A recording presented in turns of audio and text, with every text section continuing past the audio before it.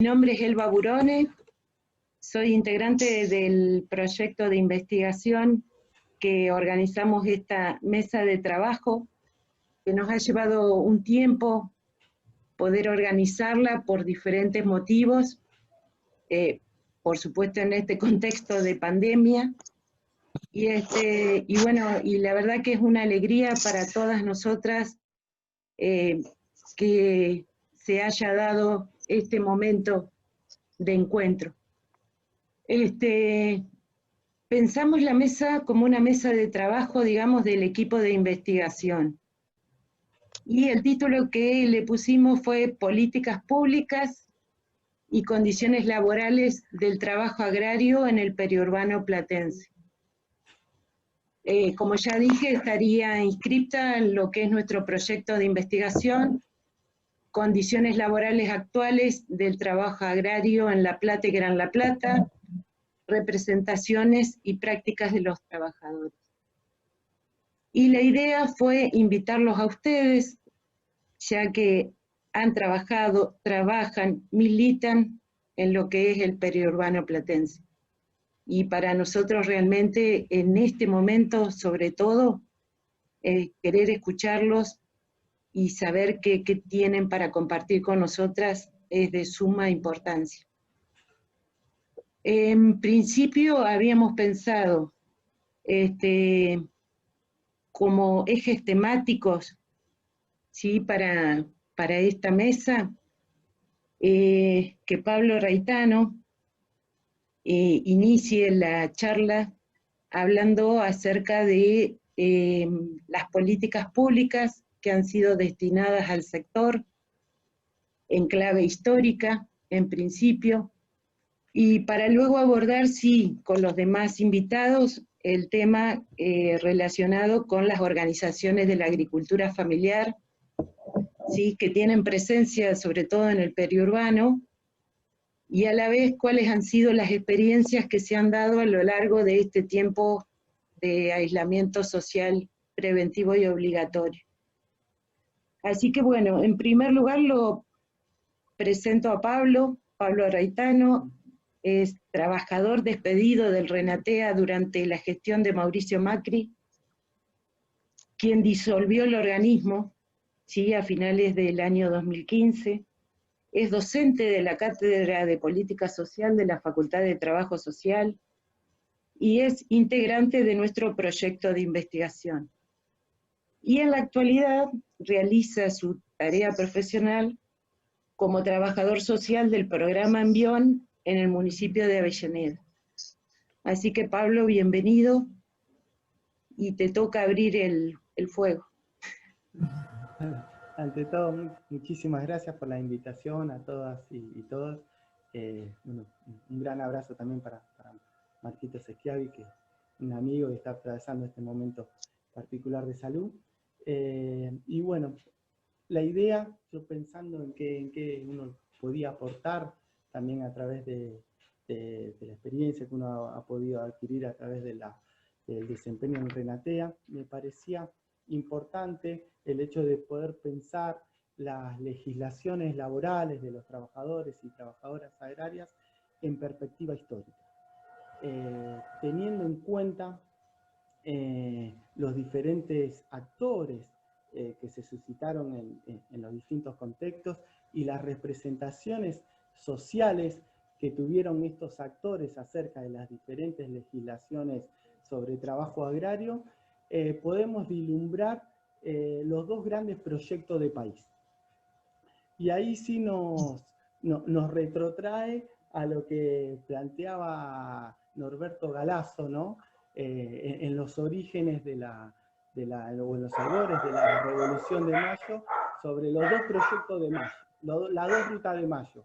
Por un lado tenemos el proyecto vinculado a Mariano Moreno, y por el otro lado el proyecto no vinculado a Mariano Moreno, a la integración latinoamericana, a la intervención del Estado en virtud de los intereses populares y a la participación de los intereses populares, y después por otro lado tenemos el proyecto oligárquico liberal vinculado a Rivadavia, Mitre y Sarmiento, ¿no? vamos a ver cómo estos dos grandes proyectos van a ir atravesando la historia argentina y cómo a través de las distintas legislaciones laborales estos dos grandes proyectos como que cobran vida, ¿no? A través de las representaciones sociales que los distintos actores en los distintos contextos van a ir hablando de esas legislaciones laborales. Y en ese sentido nosotros tenemos el primer estatuto del peón rural lanzado en 1945, ¿no? Donde también ahí podemos vislumbrar los dos grandes proyectos del país. Y en donde me parecía importante traer a colación lo que mencionaba la sociedad rural en relación al estatuto del peón rural. La sociedad rural que también va a tener una actuación preponderante a lo largo de la historia argentina.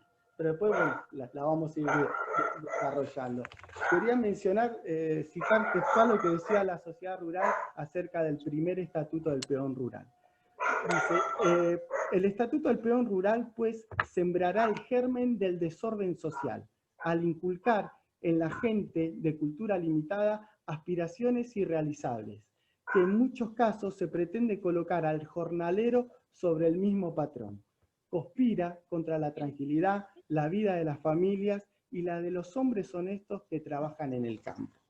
Vamos a ver que esta representación, si nosotros extraemos este párrafo y lo ponemos en el Facundo, cuaja tranquilamente, ¿no? En esa visión no solamente europeizante que planteaba la generación del 80, sino también en esa visión peyorativa acerca de todo lo que era criollo, nativo y latinoamericano.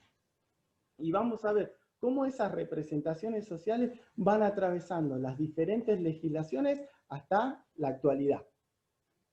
Si escuchamos los audios de ciertos dirigentes de las entidades patronales acerca de lo que pasaba en la disputa en los campos de los hermanos Echeverre, tranquilamente lo podemos vincular, ¿no? Esas representaciones sociales que siguen hoy en día. Bueno, vamos a ver cómo por un lado tenemos estos dos grandes proyectos nacionales, uno vinculado a un país agroexportador, a un país elitista, a un país oligárquico liberal, y el otro proyecto vinculado a los intereses nacionales, populares y latinoamericanos, que también entra en disputa a partir de la irrupción del peronismo, ¿no? Durante el lapso de estos 10 años, la sociedad rural va a jugar un papel preponderante en la desestabilización del peronismo y ha contribuido a esa desestabilización, como también a los con diferentes funcionarios, y ha apoyado los distintos golpes de Estado. Si nosotros vemos que en 1980, en pleno auge del golpe cívico-militar, se deroga el Estatuto del Peón Rural, y si tenemos en cuenta quién era el ministro de Economía, ¿no? Tal Martínez de Hoz, que podemos hacer un link con el primer presidente de la sociedad rural, ¿no? Que financió el genocidio de la campaña del desierto, ¿no? De los pueblos originarios, y que se apropiaron a sangre y fuego de grandes extensiones de tierra. Podemos seguir haciendo, ¿no? esa vinculación de estos dos grandes proyectos de país que se encontraban en disputa. Después nosotros, se deroga, ¿no? En 1980 la sanción del Estatuto del Peón Rural, y se sanciona un nuevo estatuto que es regresivo en cuanto a los derechos de los trabajadores y trabajadoras agrarios. Luego, en 1999, en pleno auge del neoliberalismo, se crea el RENATRE, ¿no? Que es un organismo de función pública, pero que estaba, en el cual estaban vinculados, ¿no? La UATRE con los organismos, con las entidades patronales. Era el organismo encargado, ¿no? De fiscalizar y regular la relación laboral de los trabajadores agrarios. Pero bueno, se daba situaciones en donde el mismo RENATRE funcionaba en las oficinas de la sociedad rural. Entonces los trabajadores y trabajadoras agrarias que querían denunciar la vulneración de sus derechos, el que te atendía era tu empleador. Entonces se daban esas situaciones Luego del conflicto, luego 2003 asume Néstor, luego el gobierno de Cristina, que empieza a haber un avance en cuanto a los derechos de los trabajadores y trabajadoras, y luego del conflicto con las entidades patronales en el 2008, donde también se pone en jaque esto, ¿no? Ahí también podemos ver a las claras, ¿no?, estos dos grandes proyectos del país, ¿no? El oligárquico liberal con un país que quiere llevar adelante un proyecto nacional y popular y de integración latinoamericana. En 2011 se sanciona un nuevo estatuto del peón rural. Tengamos en cuenta que el estatuto, la derogación del primer estatuto del peón rural y la ley que implementó la dictadura cívico-militar ponía en relevancia la producción por sobre los trabajadores. Por lo tanto, era más importante la producción y se garantizaba de esa manera el trabajo a destajo. O sea, no existía limitaciones de horarios ni vacaciones, porque lo preponderante era, y lo primordial era la producción. Bueno, en 2011 se sanciona un nuevo, se sanciona un nuevo estatuto de trabajo agrario y se crea el RENATEA. El RENATEA era el organismo que venía a suplantar al RENATRE, era ahora sí un organismo público y estatal, un ente autárquico dependiente del Ministerio de Trabajo, que se encargaba de la fiscalización, la registración y la seguridad social de los trabajadores y trabajadoras agrarias. Durante el desempeño del RENATEA, una de las fiscalizaciones que se hizo fue precisamente a los campos de Miguel Ángel de Echeverre, que luego fue el ministro de Agroindustria de Mauricio Macri. Allí se encontraron trabajadores en situación de esclavitud. Y no coincidentemente, estuvieron durante 38 años en esa situación, que coincide con la última dictadura cívico-militar, ¿no? Y entonces ahí nosotros podemos ver en perspectiva histórica cómo está relacionado los tipos de estados con las políticas públicas y cómo estos factores de poder que tienen nombre y apellido juegan un rol preponderante en la desestabilización de los gobiernos populares. Digo tienen nombre y apellido porque muchas veces tal vez mencionamos corporaciones, mencionamos grupos de poder, ¿no? Pero atrás hay personas que a lo largo de la historia argentina han desestabilizado y han contribuido a que una minoría se apropie de la riqueza de la mayoría y que se vulneren los derechos de los trabajadores y trabajadoras. No coincidentemente,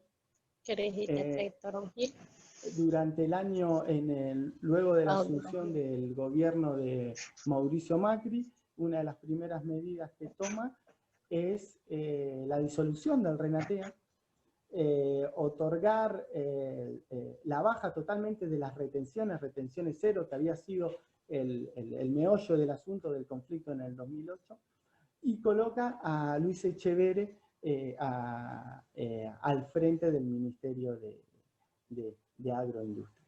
Entonces, nosotros ahí podemos seguir visualizando cómo estos paralelos en la historia, ¿no?, en donde estos sectores de poder juegan papeles preponderantes. Y yo veía el otro día, bueno, en las últimas semanas, que en el conflicto, ¿no?, familiar, ¿no?, entre Dolores y los hermanos Echeverre, ¿no?, cómo también por algunos medios de comunicación lo mostraban como un conflicto familiar, ¿no?, meramente familiar. Pero por un lado se invisibilizaba que el hermano, el ministro, el exministro, había tenido trabajo esclavo durante casi 40 años en su estancia, eso no salía, ¿no?, en ningún medio de comunicación, y ahí vemos cómo este factor de poder es tan fuerte, ¿no?, porque fue una noticia que en su momento tampoco se divulgó mucho, pero tener en tus propias estancias trabajo esclavo durante 38 años no me parece menor, y después ser ministro, ¿no?, de Agroindustria. Pero bueno, a lo que iba con el conflicto, en cuanto a que muchos lo presentan como un conflicto familiar, ahí también nosotros podemos ver estas representaciones sociales de que ciertos dirigentes de la sociedad rural, cuando hablaban de manera tan peyorativa acerca de los trabajadores y de las organizaciones sociales, ¿no? Y a su vez también podemos ver plasmado, si se quiere, esos dos grandes proyectos de país, ¿no? Lo que propicia el proyecto Artigas, ¿no? Vinculado al trabajo comunitario, vinculado a las organizaciones sociales, vinculado a un nuevo tipo de producción sustentable, y el proyecto que históricamente ostentó y detentó la sociedad rural, ¿no? Un proyecto elitista, un proyecto rentista y parasitario, como dice Galasso, ¿no? Que se apropiaba a través de la renta agraria diferencial de los grandes excedentes de divisas y no reinvertía, ¿no? Y luego lo que construía eran sí sus palacetes que vemos del estilo francés e italiano en Capital Federal.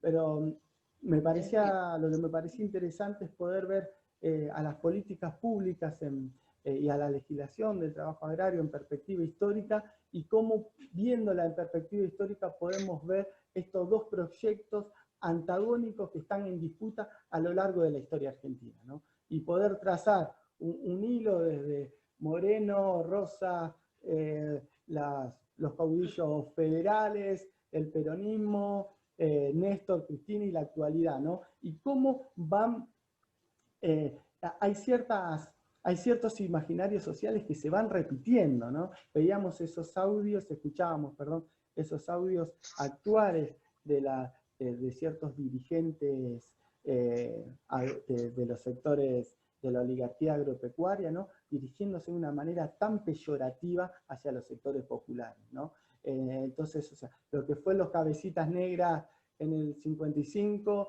lo que planteaba Sarmiento en el Facundo, ¿no? No escatimar sangre de gauchos y de indios, hasta estos negros de mierda, como planteaban ciertos, o los planeros, o lo mismo que se plantea con los sectores sociales, cuando acceden a diferentes políticas públicas, cómo podemos trazar un hilo en donde siempre de estos sectores de poder se ve y se trata de una manera peyorativa y totalmente clasista a los sectores populares. Y que siempre, en estos 200 y pico años que tenemos de historia reciente como Argentina, estos dos proyectos, entre los proyectos nacionales y populares y oligárquicos liberal, siempre entran en disputas y están en coalición. Y no nos olvidemos que Burrich es Burrich Pueyrredón, Marcos Peña Brown, y Macri era Blanco Villegas, ¿no?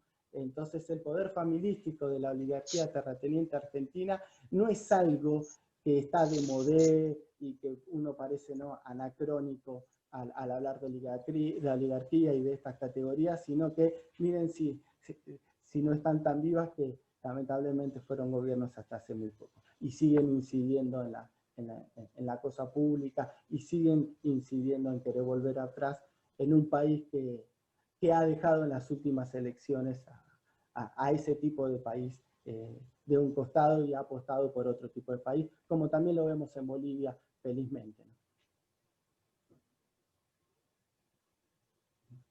Eso era lo que... Gracias, Pablo. Gracias, Pablo. No, por favor, gracias a ustedes. Listo. Bueno, ahora voy a presentar al segundo invitado que tenemos, Sergio Dunrauf, profesor adjunto de la Cátedra de Economía Política en Trabajo Social y de Economía Agraria de Ciencias Veterinarias. Es coordinador del Programa de Agricultura Familiar del Consejo Social y director de la Dirección de Fortalecimiento de la Economía Popular, Social y Solidaria de la Prosecretaría de Políticas Sociales de la Universidad Nacional de La Plata. Bienvenido, Sergio, a nuestro encuentro. Hola, bueno, muchas gracias, Elba. Muchas gracias por la invitación, Elba, Mariana, las demás compañeras. Bueno, mi idea es por ahí meterme en el tema de las organizaciones del sector agropecuario tomando algunos ejes que un poco planteaba Pablo recién, relacionados básicamente con el tema de la estructura agraria, del trabajo y del sentido que tiene la producción de estos productores, productoras. Tal vez arrancando un poco bien atrás, pero como para ir rápido para llegar a la actualidad y al cordón y a la zona nuestra, digamos, de producción periurbana, arrancar, digamos, con la creación, digamos, de alguna manera, del sector agropecuario desde el punto de vista más moderno, por así decirlo, ¿no? 1850, el modelo agroexportador en adelante, con el reparto de las tierras por parte de esas 1000 familias de la oligarquía ganadera, digamos, que se quedan con gran parte de las tierras pampeanas a partir de la llamada conquista del desierto, que generó grandes latifundios que se dedicaban primero a la producción ovina y después a la producción ganadera ovina para exportación, ¿no?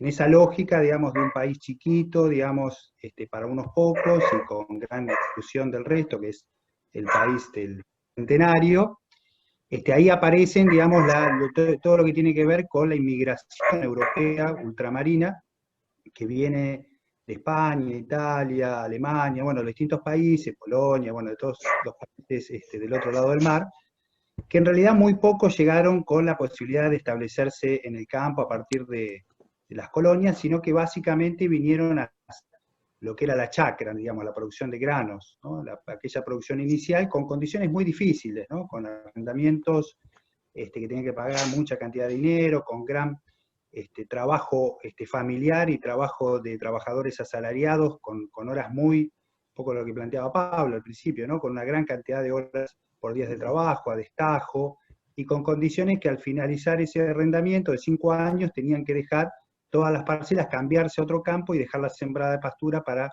estos ganaderos de esa oligarquía, digamos, ¿no? De alguna manera son, como hoy los bolivianos, los paraguayos que se instalan y que hace años vienen trabajando en esta zona y poniéndole el lomo, bueno, en ese momento eran los españoles, los italianos, los alemanes, los polacos, bueno, toda esa corriente inmigratoria europea. Ahí, digamos, aparecen las primeras crisis y conflictos fuertes del agro argentino, que básicamente terminan en un hecho fuerte, muy conocido, que es el Grito de Alcorta, allá por 1912, que establece, digamos, si se quiere, la primera organización ligada a los pequeños productores, a los arrendatarios, a los trabajadores, que es la Federación Agraria Argentina, que a partir de una serie de disputas, peleas, consiguen una primera ley de arrendamiento que mejoran de alguna manera esas condiciones que llevaron al Grito de Alcorta, ¿no? Luego, como hecho histórico, está el peronismo, digamos, ese primer peronismo que de alguna manera establece, bueno, estaba todo lo que planteaba Pablo en cuanto al Estatuto del Peón Rural, pero desde el punto de vista de la producción y de los productores y productoras, lo que hace el peronismo es congelar los arrendamientos durante todo su periodo y establece toda una política pública de arrendamiento a partir del Banco Nacional de Desarrollo, que permite que una gran parte de los productores que arrendaban pasaran a ser propietarios. Es el nacimiento, de alguna manera, de esa clase social chacarera del campo pampeano que genera que si antes en el censo del 37 el 70% era arrendatario, para el censo del 69, el censo agropecuario, el 70% era propietario. Digamos. Cambia de alguna manera a partir de esa política pública muy fuerte de ley de confinamiento y de posibilidad de crédito, la posibilidad de que miles de productores y productoras accedieran siendo propietarios. De alguna manera se crea de alguna manera esa clase media chacarera, esa clase media del campo, que hasta hoy, digamos, con algunas cuestiones de diferencia siguen estando, ¿no? En el marco de eso, allá por el 60 hay un cambio muy grande a nivel tecnológico mundial, que es lo que se denomina la revolución verde, ¿no? La posibilidad de pensar a partir de Estados Unidos, básicamente Europa, que el hambre en el mundo, se planteaba de esa manera, iba a lograrse si había un aumento muy importante de la producción, de la productividad que llevara a la rentabilidad y a una mayor cantidad de producción por hectárea, digamos, en todo el mundo. A lo largo de los años, bueno, se demostró que eso no ha sido así, que tenía que ver más con decisiones políticas que con cuestiones tecnológicas, ya que ha aumentado muchísimo la producción y la productividad, pero sigue habiendo alrededor de 1.000 millones de personas con hambre y alrededor de 700 millones, 800 millones de personas obesas, o sea, que en realidad el hambre no se termina por cuestiones de producción y de productividad, sino por cuestiones políticas, culturales y de otro tipo. En ese marco igual, ahí si se quiere, todo el tema de la Revolución Verde trajo cambios muy grandes en el agro, ¿no? Uno fue el primero, la expulsión mayoritaria de la mano de obra, ¿no? El cambio tecnológico inicial fue la mecanización agrícola, que llevó a que miles de trabajadores, cosecheros, trabajadores diarios, tanteros, que diferentes actividades tuvieron que dejar el campo argentino, digamos, ¿no? Y ahí hay una expulsión muy fuerte de mano de obra, a la vez que las otras tecnologías, como fue la utilización de agroquímicos, herbicidas, la utilización de híbridos, y fundamentalmente en el último tiempo, los últimos 20 años, la siembra directa con el uso de agrotóxicos, fue generando, digamos, una expulsión cada vez mayor de trabajadoras y trabajadores, y también digamos, el aumento de la producción y de la productividad, pero con unas consecuencias sociales, ambientales, realmente muy importantes, ¿no? A esto que decimos, la expulsión y al crecimiento de los cordones de pobreza, los sectores de pobreza en los conurbanos de las distintas grandes ciudades del país, también se da un proceso de fuerte contaminación que lleva a que ecosistemas frágiles, como son, qué sé yo, el Chaco salteño, básicamente, con Salta, Santiago del Estero, Formosa, a producirse un proceso muy importante de agriculturización y zoologización, lleva a que existan problemas muy graves que vemos, de inundaciones, de sequías, de aludes, que van deteriorando en forma muy importante y casi, digamos, para toda la vida, sectores o ecosistemas de esas regiones. Entonces hay esta revolución verde, por un lado trae, si se quiere, un aumento de la producción y productividad, pero trae, por otro lado, consecuencias económicas, sociales muy importantes. Ahí nosotros podemos diferenciar, o sea, ya viene esto, ¿no? Si nosotros veíamos Sociedad Rural, Federación Agraria, pero queda todavía más claro, si se quiere, estos dos grandes sujetos productivos del sector agropecuario, ¿no? El agronegocio, la agricultura empresarial, pensada y dirigida más hacia la exportación, y la agricultura familiar, campesina e indígena, que tiene que ver con la producción de alimentos, que tiene que ver con la generación de trabajo, que tiene que ver con el territorio, que tiene que ver con el arraigo, ¿no? Lo otro es el sector, digamos, del agronegocio, que inicialmente toma todas estas innovaciones tecnológicas, la Revolución Verde, pero a su vez, a partir de los años 90, aparece un fuerte sesgo de lo financiero. Por primera vez en los 90, el capital financiero entra en el agro y comienza a tener cada vez un peso más importante.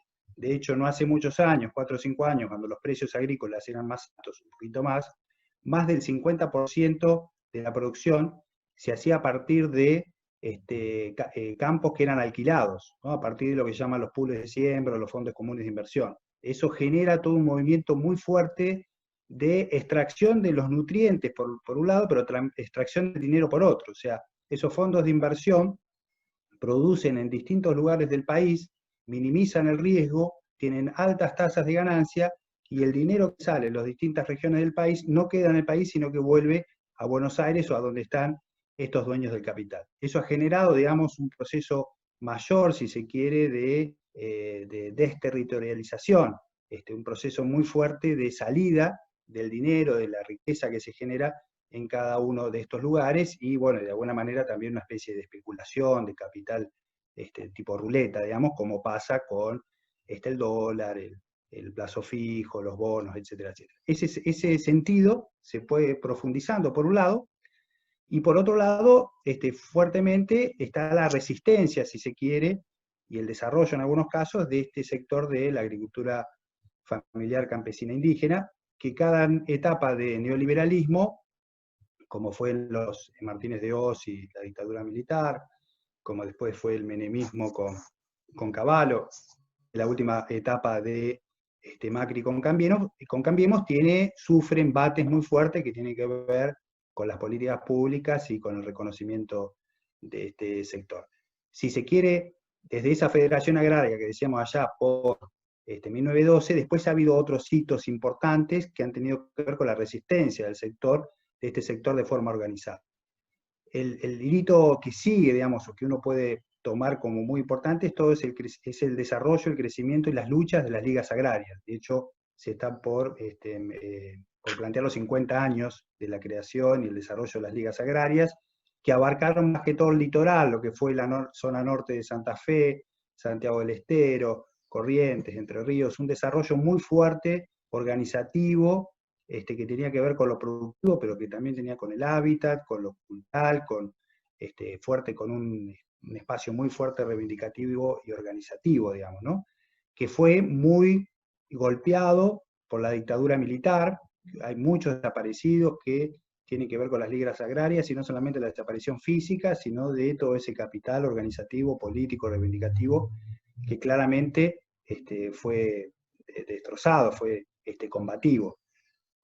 Hay un libro muy interesante que se llama Monte Adentro, donde cuenta la historia de Remo Bénica y Irmina Kleiber, que son una pareja, compañeros y compañeras de las ligas agrarias, de cómo viven 2 años en el monte, escapando, digamos, de lo que tiene que ver con la represión militar, digamos, ¿no? Esas vidas de lucha y de pelea que se dieron tanto antes como durante el golpe militar. Entonces las ligas agrarias son claramente un fuerte reflejo de ese espíritu organizativo que dejaron su huella en el agro argentino. Luego, en los 90, hay otro espacio de resistencia a esa corriente neoliberal que tiene que ver con Menem y Cavallo, que son básicamente el movimiento campesino de Santiago del Estero, ¿no? Que nace en los 90 y que se opone todo el tema del desmonte, los desalojos, parándose las comunidades campesinas directamente ante las topadoras para que no pudiesen avanzar. Y por otro lado, el movimiento de mujeres en lucha, que arranca en La Pampa y sigue después en la provincia de Buenos Aires, que su modalidad consistía en cantar el himno ante cada uno de los remates que se hacían que bueno, en la década de los 90, digamos, el proceso del dólar tan barato, bueno, generó una situación que no vamos a contar ahora, que en realidad le impedía a los pequeños y medianos productores poder, más allá de sus resultados económicos positivos en lo que tenía que ver con la producción, no le alcanzaba a completar, digamos, la canasta básica alimentaria, y menos a pagar alguna deuda que tenían con los bancos. Entonces, en ese proceso de tantos años, directamente no podían pagar ninguna deuda, su deuda se iba abultando y llegaban hasta la situación de remate. En esas situaciones que las mujeres en lucha salen a parar cada uno de los remates que se dan en la zona, y bueno, con toda una política muy fuerte y muy interesante de resistencia de esas mujeres chacareras. O sea, como casi estamos hablando del movimiento campesino y las mujeres en lucha de lo que son los chacareros, ¿no? De las mujeres chacareras. El kirchnerismo, de alguna manera, en su política 2003-2015, generó una serie de políticas públicas ligadas más que todo a una política regional. O sea, Brasil, cuando asume la presidencia del Mercosur, genera en el año 2003 la REAF, que es la Red Especializada de Agricultura Familiar, que lo que busca es, con los países del Mercosur y otros países más ligados al Mercosur, es generar una serie de políticas comunes para esta zona, ¿no? Entonces, a partir de eso, comienza, en realidad, la REAF determina el nombre de agricultura familiar, porque no se determina ni a partir de la academia, ni a partir del sujeto, de los sujetos y sujetas, sino que se plantea la política pública, la construcción de esta visión de la agricultura familiar. Entonces, a partir de eso se da una serie de políticas. En Argentina está, por ejemplo, el RENAF, el Registro Nacional de Agricultura Familiar, luego viene la Secretaría o Subsecretaría de Agricultura Familiar, la rejerarquización del INTA, del ProHuerta, del Cambio Rural, de distintos planes y políticas y proyectos que tenían que ver con el sector. Si se quiere, no hay un avance en lo que tiene que ver con cuestiones estructurales, ¿no? Que tal vez sean por ahí el déficit, básicamente con el tema de la tierra. No hay avances como lo han sido el caso de Brasil y Uruguay, que siguen manteniendo institutos de reforma agraria y colonización. Pero sí hay una serie de mecanismos que permiten lo que vamos a ver después, pero es importante mencionar que en el 2008 la crisis de la resolución 125 de las retenciones es un golpe fuerte para pensar en esta disputa que planteaba Pablo de neoliberalismo y lo nacional y popular. Es un golpe fuerte, ¿no? A lo nacional y popular dentro del campo, ¿no? Pero de alguna manera todo este tipo de políticas públicas fortalecen los procesos que existían aún de las organizaciones y también generan gérmenes que de alguna manera se ven expresados claramente en lo que tiene que ver con el macrismo, digamos, con Cambiemos, ¿no? En ese proceso, algunas organizaciones, básicamente las organizaciones periurbanas, ¿no? Las organizaciones más ligadas al sector periurbano toman la bandera de la resistencia y llevan adelante una gran cantidad de acciones. Ahí tenemos la Unión de Trabajadores de la Tierra, el MMT Rural, el Movimiento de Trabajadores Excluidos Rama Rural, la Federación Nacional Campesina, el Frente Nacional Campesino, y también de alguna manera toda la experiencia y la historia del Movimiento Nacional Campesino Indígena, que establecen distintos tipos de acciones, de acción colectiva y muy organizada y muy organizada entre los distintos colectivos, que se dan este último periodo, ¿no? Hasta llegar al 2019, ¿no? Lo que tiene que ver con verdurazos, corte de rutas, acciones de movilizaciones muy fuertes, bueno, distintas acciones que fueron bastante creativas también en toda esa etapa, digamos, ¿no?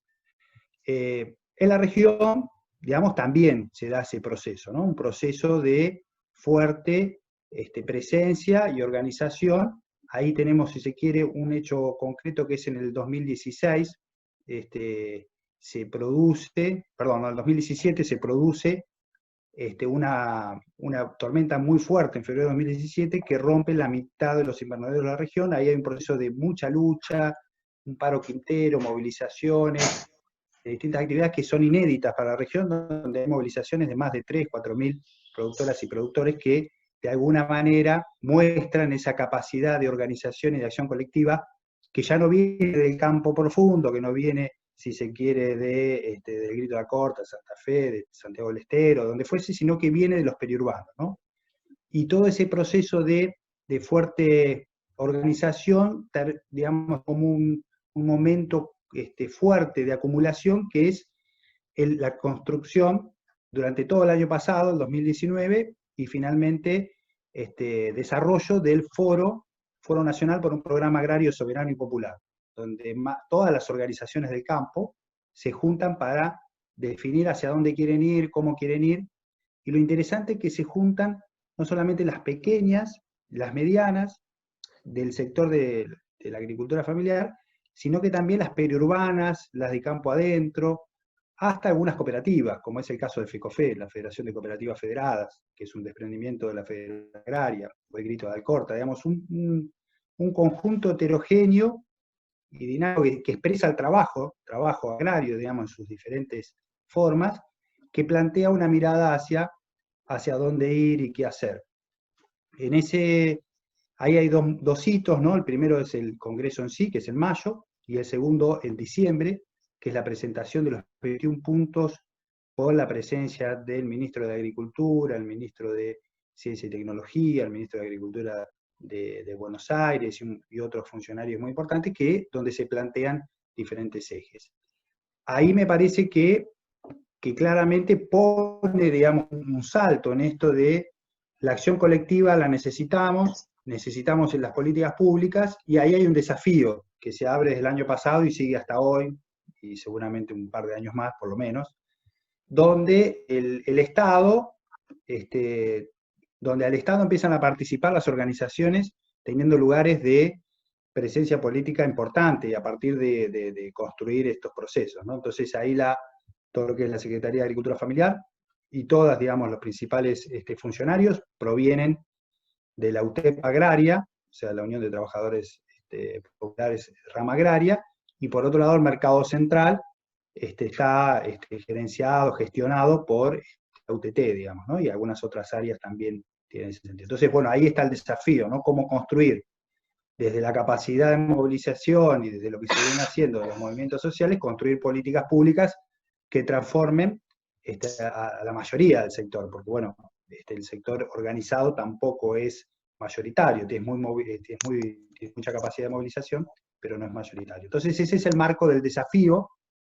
En la región ha sido similar ese proceso, las organizaciones más importantes, seguramente Gilma se va a referir, está la UTT, el MT Rural también, ahí tenemos también la Federación Nacional Campesina, que es ASOMA, una organización histórica que ya viene de los años 80, y acá tenemos como otra, digamos, una característica de una organización más regional, que es el Frente Agropecuario Regional Campesino, digamos, ¿no? Esas cuatro, si se quieren, son las más dinámicas, que vienen planteando distintas reivindicaciones que son, y ya también tienen unos cuantos años, ¿no? El tema de la tierra es uno, que decíamos recién, cómo llegar a la tierra y cómo ser propietarios, o cómo utilizar la tierra sin tener que pagar los alquileres tan leoninos que se pagan. El tema de la comercialización, ¿no? Cómo ir generando circuitos alternativos al de culatra del camión que permitan que la gente, los compañeros productores y productoras puedan obtener mejores precios, y que los consumidores y consumidoras también paguen menos. El tema de los feminismos, que me parece que es algo que hace no tanto tiempo, pero que viene cada vez con mucha más fuerza, digamos, ¿no? Bueno, Gilma está ahí trabajando con un grupo, está la UTT, está la MTE, digamos, hay un fuerte planteo en un sector que es extremadamente machista y patriarcal, digamos, en ese sentido. Todo el tema del modelo productivo, que nos parece muy, muy importante, digamos, ¿no? Ese modelo productivo de Revolución Verde, que había quedado tan metido, donde productores y productoras decían es imposible avanzar si no hay un cambio en la propiedad de la tierra. Bueno, ahora hay muchas organizaciones y productores que lo vienen haciendo y que vienen generando circuitos no solamente de producción, sino circuitos de producción, comercialización y consumo, ¿no? Que permiten valorizar mucho más el trabajo familiar, ¿no? Que permiten darle otro sentido, y que permiten consumir productos más sanos, y que el productor, que en muchos casos también se intoxica y que hay muchas muertes por neoplasias, por cáncer, le permite tener otra forma de vida y de producción y de cuidado distinta, ¿no? Y en ese sentido, bueno, todas las organizaciones andan por ese camino, algunas mucho más avanzadas, otros menos, unos más convencidos, otros más o menos, otros menos, pero me parece que el tema de la producción agroecológica vino para quedarse y se va a ir profundizando, y cada vez más, digamos, ¿no? Y cada vez se va a necesitar más formación y más aprendizaje, que a veces viene de los que venimos de la academia, y muchas otras veces viene de la misma práctica, ¿no? Que esto es muy, muy interesante. Y para terminar, ¿qué pasó en la pandemia? Bueno, la pandemia es muy distinto a lo que le pasó a la horticultura, que es lo que le pasó, por ejemplo, a la floricultura, y si tomamos algo de la zona, que no hemos hablado, el tema de los pequeños tambos de la zona de Punta Indio Magdalena, digamos, ¿no? La horticultura fue diverso el impacto, pero los camiones siguieron pasando, tal vez costó más a veces conseguir los insumos, los plantines, bueno, distintas cosas, pero hubo la posibilidad de seguir produciendo. Fue mucho más duro el golpe con los floricultores, seguramente ahora Gilma lo va a contar, no me voy a adelantar, pero fue mucho más difícil, ¿no? Y en el tema de los más productores, acá son productores chicos de tambo, más que todo hacen masa de mozzarella, entonces cuando se cerraron todas las pizzerías, los primeros 3, 4 meses de la pandemia, del aislamiento, fue mucho más difícil, entonces también tuvieron situaciones, no de quebranto, pero de fuerte dificultad económica. A partir de eso sí, se han generado algunos circuitos interesantes donde aumentó mucho todo el tema de, o sea, fue grave la crisis, pegó más, menos, pero el circuito de consumo alternativo, en el caso nuestro, construimos una comercializadora con un gran crecimiento, otros compañeros y compañeras también, la UTT también creció mucho sus ventas, el MT, hubo un programa de marca de radio que planteaba que en los primeros 3 o 4 meses se había triplicado, cuadriplicado el tema de la venta directa y de las ventas a domicilio por nodos, digamos. Entonces claramente había más tiempo también para cocinar, había más tiempo para dedicar comida, había más conciencia de qué consumir y cómo consumir. Entonces, bueno, hubo, si se quiere, un crecimiento importante en ese sentido.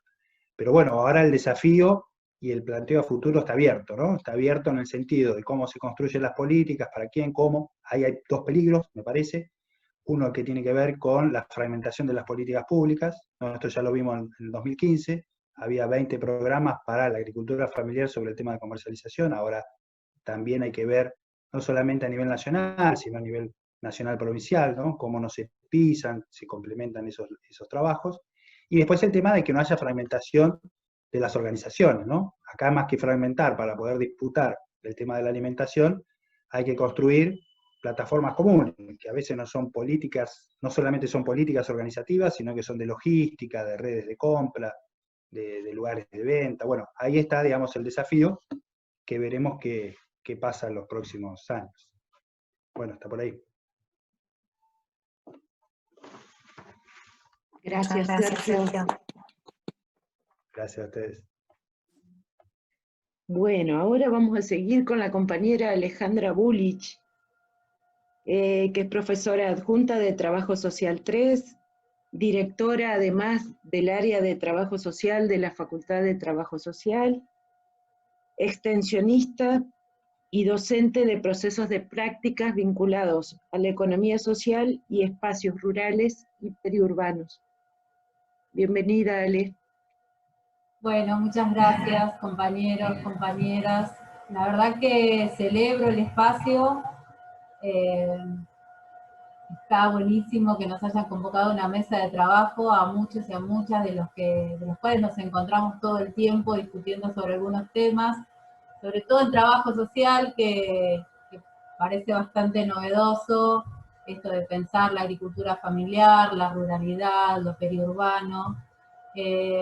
Y bueno, yo un poco pensaba a partir de la propuesta compartir una experiencia que venimos desarrollando en la ciudad de Berisso, que es una experiencia que inicialmente no tuvo que ver ni con la ruralidad ni con lo urbano, lo periurbano, sino que la facultad viene trabajando en organizaciones e instituciones de Berisso desde hace más o menos 25 años, y la particularidad que asume este trabajo es que hasta el 2010 aproximadamente todas esas organizaciones e instituciones tenían que ver con lo meramente urbano. Y era una gran pregunta para nosotros a principios de nuestro trabajo: qué pasaba con lo rural, qué pasaba con ese escenario periurbano donde el trabajo social no aparecía, donde no nos preguntábamos qué pasaba en esa zona, cuál era la característica que tenían esas poblaciones y demás. Y me parece que mucho de eso tuvo que ver bueno, por un lado, con las políticas públicas, ¿no? Que nosotros veíamos que recién a partir del 2003, 2004, aparece fuertemente la agricultura familiar como parte de la agenda de la política pública, o la agenda de la política pública. Y por otro lado, porque Berisso, a diferencia por ahí de la experiencia que contaron los compañeros, se confirma como, o se constituye como comunidad a partir de los frigoríficos, de las fábricas. La verdad es que la identidad del trabajador bericense estuvo más vinculado a los procesos fabriles que a los procesos de trabajo con la tierra. Y eso de alguna manera marcó la identidad de esa población, de la clase trabajadora, ¿no?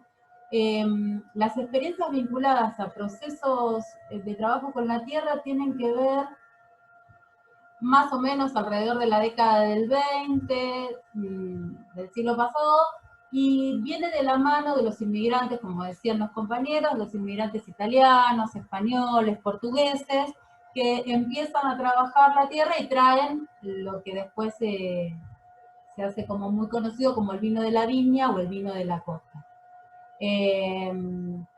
Entonces, digo, me parece que no es casual que nosotros no lo hayamos visto, digo, que el trabajo social no se haya preocupado antes por este tipo de trabajos, porque trabajamos en ese lugar donde claramente la población asumía otras características. Ahora, a partir de fines de la década del 90, y con los altísimos índices de desocupación a partir de las privatizaciones, la flexibilización laboral y todo lo que conocemos que trajo, que vino de la mano del menemismo, Berisso se constituye en una comunidad con altos niveles de desocupación.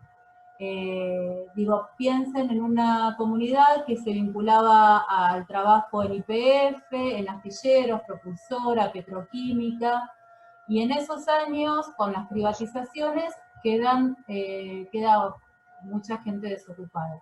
Con lo cual, aparece un poco de la mano del municipio, pero un poco también de la mano de la universidad, la idea de relevar cuánta de esa población tenía algún tipo de vinculación con trabajos en la tierra.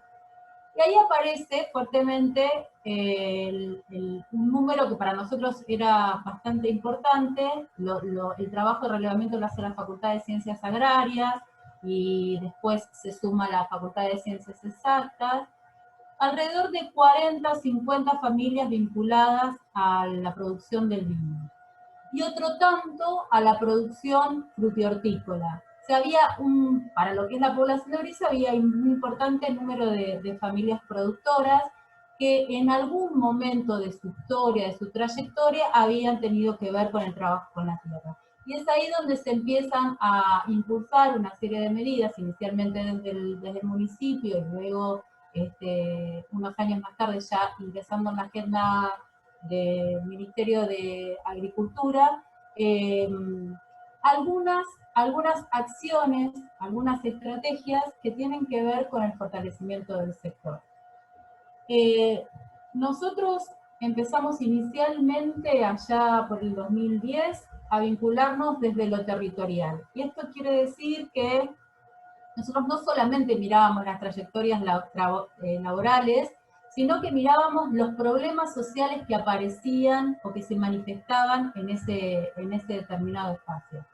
Los vínculos, las relaciones sociales, los vínculos entre las personas que vivían en el escenario, cómo era la idea del tiempo, del espacio, cómo jugaba allí las prácticas identitarias. Bueno, un poco nos acercamos con esa idea de pensar cuáles eran las manifestaciones de la cuestión social. Y no solamente los problemas sociales, sino descubrir cuáles eran las formas organizativas existentes o preexistentes en esas comunidades.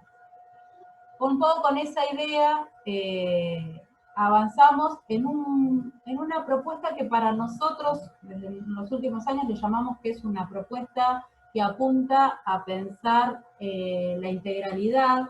Esto es, no solamente articular procesos de formación profesional, como estos que le venía contando, sino pensar también el diálogo con la extensión universitaria, en clave de diálogo de saberes, que es un enorme desafío, creo que seguimos teniendo los universitarios, y la investigación.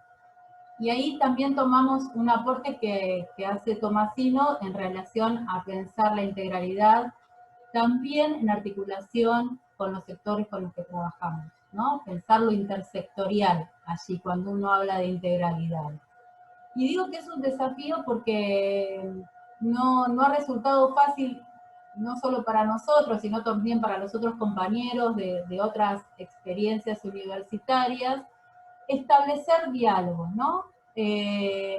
Digo, cuando uno habla de establecer diálogos es intentar entendernos, comprendernos. Y lo que nos pasa es que ahí hay algo de la comunicación que siempre termina como siendo bastante difícil de llevar adelante, en el sentido de que a veces quienes venimos de la universidad nos ponemos ansiosos frente a determinados procesos que no se dan. Los compañeros que vienen de las organizaciones a veces no entienden nuestra ansiedad, ¿no? Entonces digo, ahí hay algo que sucede con lo comunicacional que me parece que es algo como para seguir pensando. Y lo pensaba cuando hablaban de la agroecología, lo pensaba porque ese fue un gran debate en algún momento, cuando por ahí, digo, nos faltaban como herramientas para poder pensar desde qué lugar nosotros planteamos la urgente necesidad de pensar en procesos de transición agroecológica, cuando en realidad lo que estaba sucediendo nosotros en los territorios era otra cosa. Digo esto hace unos cuantos años atrás. Ahí me parece que hay algo de lo comunicacional que es como para seguir pensando. Nuestro trabajo tuvo que ver con la extensión y con las prácticas de formación hasta el año 2014. En el año 2014 nosotros nos incorporamos a la Mesa de Desarrollo Local, que es una mesa que funciona en el municipio de Berizo, con la intención de implementar y de pensar y repensar políticas públicas vinculadas a la agricultura familiar. En ese espacio, la Mesa de Desarrollo Local, participan compañeros de la Facultad de Ciencias Agrarias, compañeros de la Facultad de Ciencias Exactas, el INTA, estuvo en algún momento SENASA, en algún otro momento el Ministerio de Agricultura de la Nación, de la provincia, una serie de organismos gubernamentales que discutían junto con las organizaciones de productores y productoras cómo pensar la política pública para el sector. Ese para nosotros es un espacio súper valioso, donde aparecían fuertemente las demandas de las organizaciones y donde estaba el compromiso del Estado de al menos escuchar esas demandas e intentar resolverlo con el diseño de las políticas públicas. Eso fue hasta el 2015.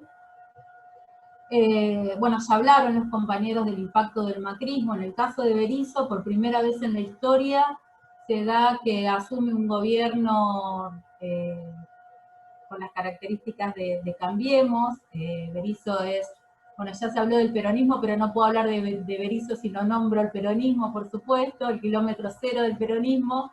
Así que por primera vez gana un gobierno no peronista, y eso, por supuesto que tuvo un impacto muy fuerte, el que tuvo el gobierno de la Alianza Cambiemos a nivel nacional, pero en el caso de los productores y de la mesa de desarrollo, a la desarticulación de las políticas que ya los compañeros mencionaron, desaparecen todos aquellos cargos municipales que tenían que ver con la coordinación de la agricultura familiar, con la promoción de espacios de producción, un proceso que se venía dando muy interesante tenía que ver con la conformación del mercado de la ribera, y allí también incide negativamente las políticas de la Alianza Cambiemos, y es en ese momento donde empezamos a trabajar mucho más ligados no ya a la mesa de desarrollo local, porque no solamente desaparecen los organismos del Estado, desaparece SENASA, disuelven la Secretaría de Agricultura Familiar del SENASA, bueno, el Ministerio de Agricultura se convierte en Ministerio de Agroindustria, todo lo que más o menos conocemos que ha sucedido. Lo que impacta fuertemente es que se desarticula esa mesa de desarrollo local. Y empieza a configurarse como una estrategia de coordinación el mercado de la ribera, que es un espacio de comercialización, el único espacio de comercialización en Berisso. En Berisso tenemos la particularidad de que no teníamos ferias, no asume la misma característica que en La Plata. Y donde los pequeños productores o los productores de pequeña escala comercializaban en las puertas de sus unidades de producción. Entonces el mercado de la ribera aparece allí como un fuerte actor social y político donde confluyen, digamos, las organizaciones de productores. Y sin la presencia del municipio, ¿no? Digo, esto no es un tema menor. Entonces, es ese espacio en el que se empiezan a diseñar como algunas estrategias que son absolutamente de resistencia.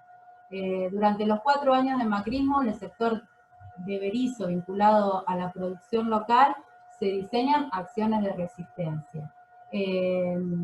Se piensa en las fiestas que estaban establecidas, son fiestas populares como la fiesta del vino u otras fiestas, como espacios para dar visibilidad al estado de situación del sector, y se lo piensa fundamentalmente como un espacio de comercialización alternativa que era absolutamente necesaria en ese momento. Bien, ahí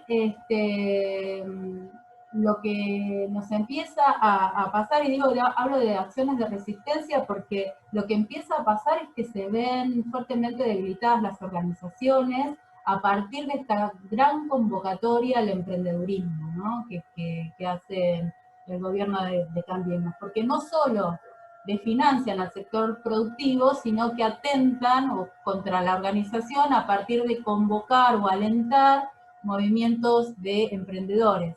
digo, de emprendedores que por supuesto, a diferencia de lo que estábamos hablando, son acciones individuales en un escenario donde aparece fuertemente el sálvese quien pueda, porque la verdad es que la crisis que atravesaba el sector era muy importante. Bueno, por suerte y por persistencia y por conciencia, esto terminó. Y a partir de la asunción del nuevo gobierno, ya se empiezan a ver en el escenario que estamos describiendo algunas acciones que intentan apuntalar a esas economías que venían en franco declive, ¿no? Y acá aparecen, bueno, un poco, hoy Sergio lo decía, yo también lo veo como con cierta preocupación, aparece como mucha presencia del Estado, con mucha ansiedad por escuchar también a los productores, eso me parece que es un elemento destacable, y también mucha diversidad de propuestas, que me parece que el desafío tiene que ver con algo que decían, con pensar la articulación, con pensar en la construcción de una agenda común, con no quedarnos en la formalización de los procesos, porque una de las cosas que nosotros por ahí veíamos es que hay, desde las diferentes propuestas, como la clara intención de fortalecer los procesos colectivos. Eso está claro, que se fortalece la conformación de cooperativas, la formación de asociaciones y demás.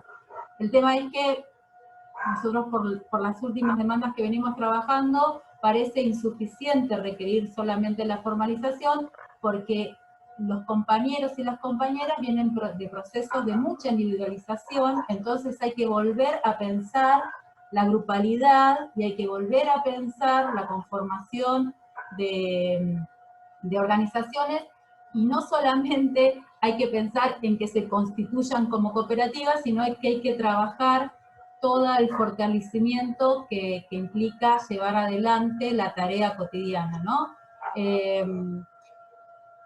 Digo, eso lo planteo así como una fuerte preocupación, y también lo que venimos intentando acompañar es el escenario de la pandemia, que para este sector, como decían los compañeros,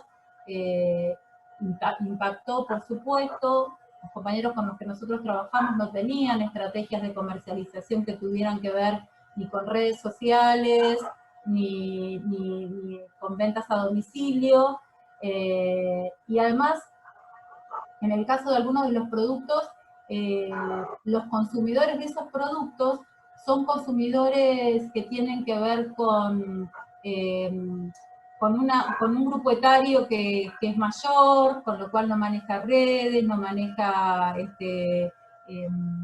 la virtualidad. Entonces ahí se generan una serie de dificultades para el momento de la comercialización, que por suerte fuimos como reparando, reponiendo a partir de las comercializadoras de la universidad que mencionó Sergio, u otras experiencias alternativas que se constituyen como espacios de comercialización.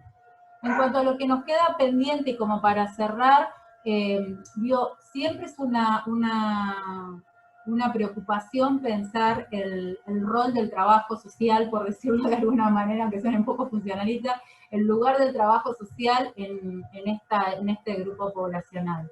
Hoy hablaba, tomando parciales con un grupo de estudiantes que se acercan a la problemática del sector de la agricultura familiar, y en realidad lo que nosotros decimos es que aparece como una novedad para nosotros, porque lo que aparece como novedad es que la agricultura familiar pase a ser parte de la agenda del Estado. Y el trabajo social tiene que ver con el diseño de la política pública. Entonces, si el Estado no incorporaba la agricultura familiar, era muy poco probable que sea un ámbito socioocupacional para nosotros. A partir del 2003, y con la incorporación fuerte de la agricultura familiar en la agenda del Estado, el trabajo social empieza a tensionar, a interpelarse y a pensar algunas estrategias para aportar a ese sector. Bueno, hasta ahí. Gracias, Ale. Gracias, Ale. Bueno, Gilma, acá estamos, ansiosas y ansioses y ansiosos de escucharte. Bienvenida al encuentro. Gracias, compañeros, por la invitación. Muy contenta de escuchar y ver, por lo menos has visto por el Zoom algunos compañeros que siempre estuvieron, has visto presentes. Y bueno, qué contarles, a ver. Nosotros, ha visto como organización, realmente nosotros recién nos organizamos recién a partir del 2015, y escuchando tanta, ha visto, trayectoria de que ustedes tienen, me quedo como que ha visto. Pero nosotros recién comenzamos desde 2015, recién a la organización. Comenzamos a organizarnos después, cuando asumió el antiguo, bueno, el que pasó, Macri. Nos comenzamos a organizar recién ahí, cuando estuvo también el tiempo de Renatea, fue uno de los que nos ayudaron a organizarnos, a dar lucha, a conocer bastante nuestros derechos y a comenzar a encaminar nuestro camino de organización. Nosotros acá realmente no, yo en mi cuestión de experiencia de mí, mis cosas personales, pues ya del 2003 que estoy acá en la Argentina trabajando como productora. Llegué en el 2006 acá a Abasto a trabajar, también primero llegué de porcentajera, contarles también cómo venía la trayectoria del camino de un productor cuando llega acá inmigrante, que también somos bolivianos. Llegamos en el 2003 a trabajar de peones, trabajamos acá en Florencio Varela, trabajamos en Florencio Varela de peones, tuvimos casi 2 años trabajando de peones, con otra gente que tenía tierras propias. Y después de ahí nos vinimos a trabajar acá, el 2006, nos vinimos a trabajar acá a Abasto, acá en 214 y 520, donde expropiaron la tierra esa y dieron como para viviendas para varios productores. Era una quinta casi de 32 hectáreas. Y ahí logramos entrar de porcentajero, digamos de medianero. Llegamos a entrar de medianeros, trabajábamos con un contrato de medianeros, y bueno, ahí trabajamos casi hasta el 2010, y alquilamos un pedacito de tierra que no pudimos mantenerlo, que nos costó bastante, no pudimos mantenerlo ha visto siempre acá la problemática de nosotros, siempre fue los caminos, las entradas, la comercialización, siempre ha visto vendiendo a culata de camión, y siempre ha visto un problema para nosotros la comercialización.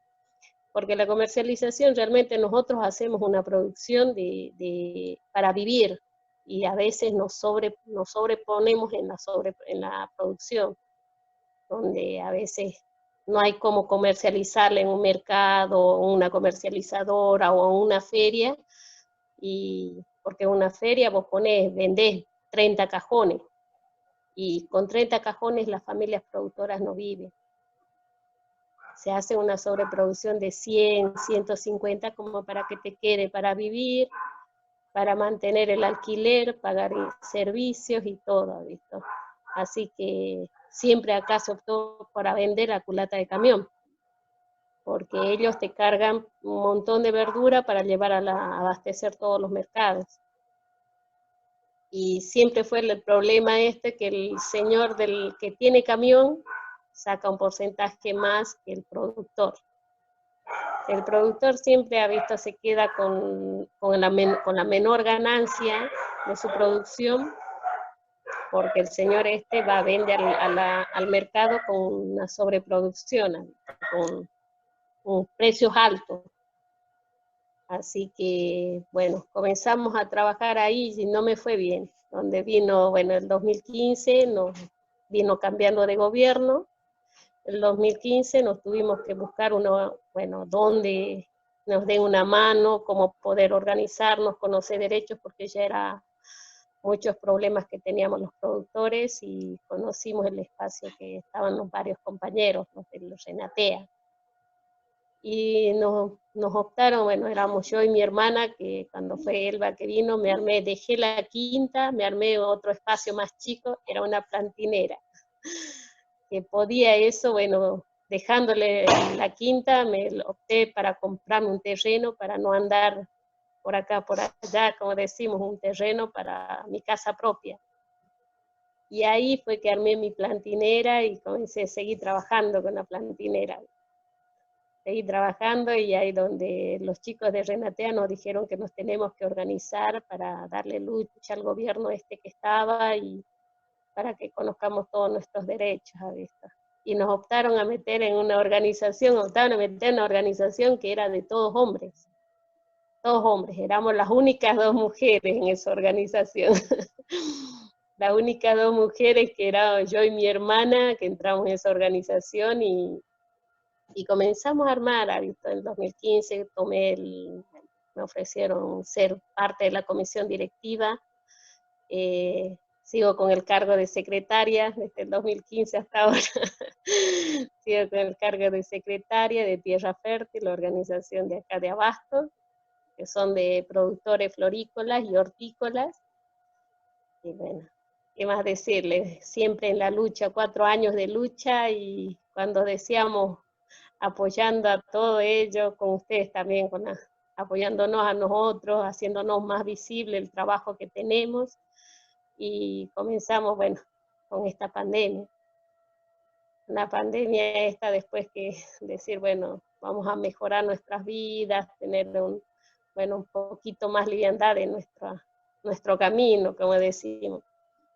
Y comenzó, bueno, a estar con la enfermedad donde a varios compañeros les tocaron vivirla, pasarla acá, pero como decimos, gracias a Dios lo pasamos acá en casa, pero con muchas cosas, has visto, con toda la preocupación del mundo, has visto, porque es una enfermedad que no conocemos, que no sabemos cómo tratarla ni seguirla para adelante, ni si vamos a estar, como decirte, pasarla bien o curados del todo, dice. Así que comenzamos ahí, ha visto a estos 8 meses muy duros con los compañeros florícolas que tuvieron que, como decimos acá en zonas productivas, cuando no comercializas tu producto, no tenés ninguna entrada, porque lo único que sabemos hacer es trabajar y producir, ¿ha visto? Y los compañeros tuvieron que tirar un montón de sus flores, y ha habido en zonas productivas que también acá tuvimos la enfermedad del COVID, donde iban a los hospitales. Ese fue un año, como decirte, muy duro para nosotros.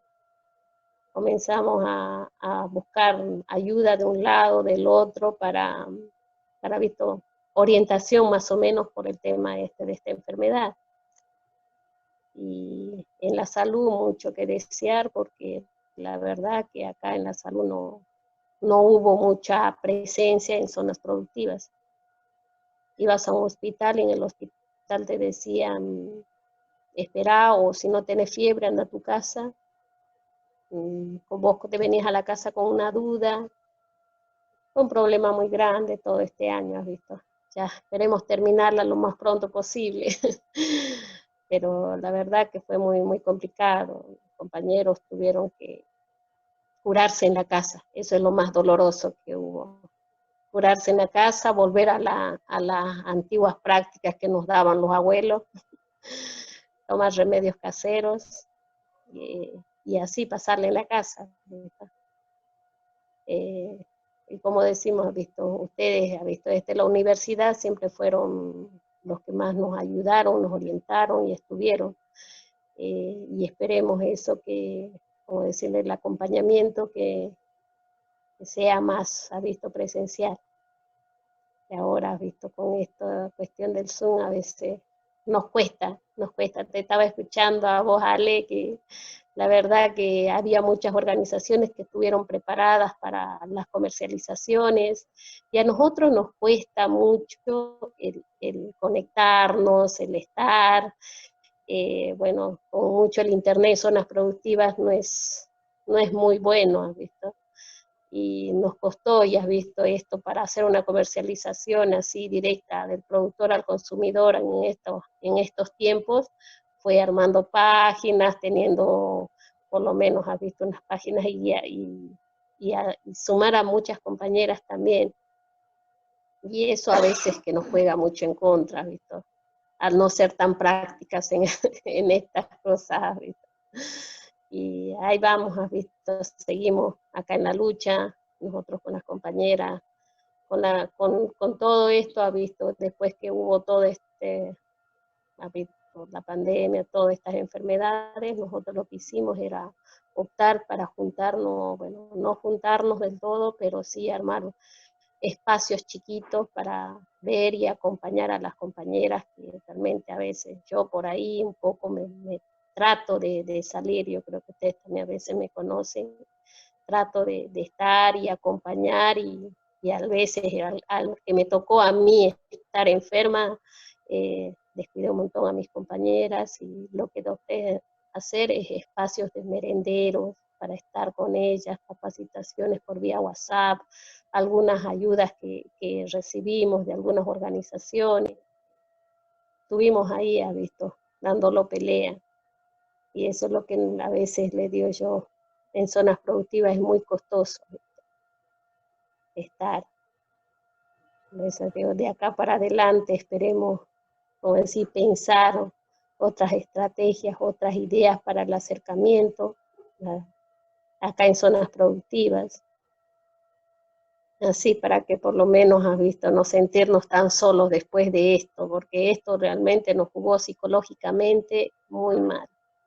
En mi hogar nos jugó recontra mal, porque la verdad que no sabíamos qué hacer, nos hisoparon, nos dijeron, sí, están positivos, y nos dejaron acá, sin ningún control, sin ningún acompañamiento, ni nada, a no ser que sea un compañero que siempre te está preguntando, te está diciendo que necesitabas algo, pero el tema de este virus no sabíamos cómo tratarlo.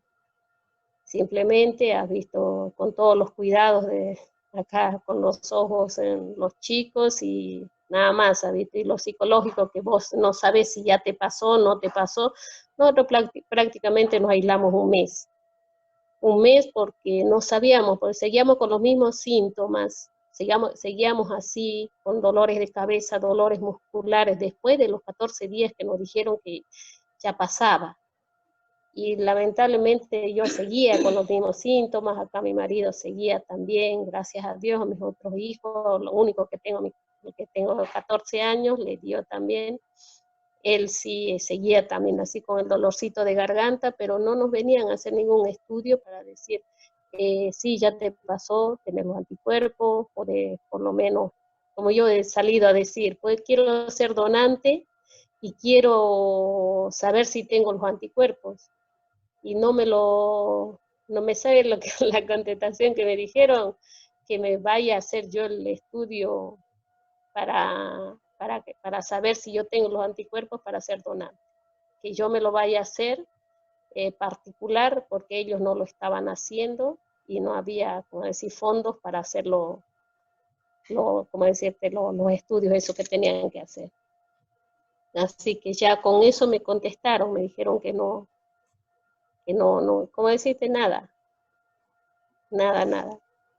Y como digo yo, por eso a veces los extrañamos un montón a todo el acompañamiento que nos venían dando, especialmente ha visto que acá es mayormente el acompañamiento cuando se puede acompañar directamente en persona. A veces nos cuesta un montón a veces hacerlo esto, como decimos, hacer estas reuniones, nos cuesta. Por ahí yo de a poco estoy tratando de participar, de estar, pero hay varias compañeras que me gustaría que participen y no las puedo hacer participar porque no tienen en su lugar de producción o zonas productivas, no tienen muy buena señal y no lo están haciendo.